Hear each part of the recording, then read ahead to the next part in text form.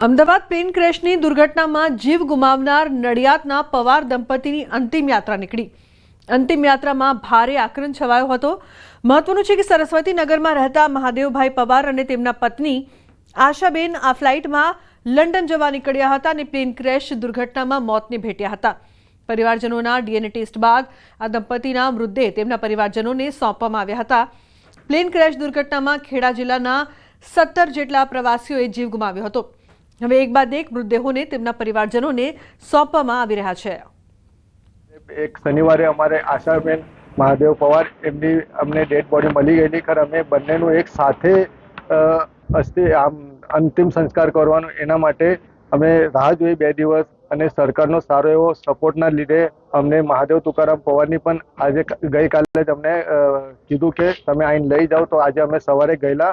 મારા મમ્મી પપ્પાના અંતિમ ક્રિયા હતી અને સરકારે સારો સહકાર આપ્યો છે।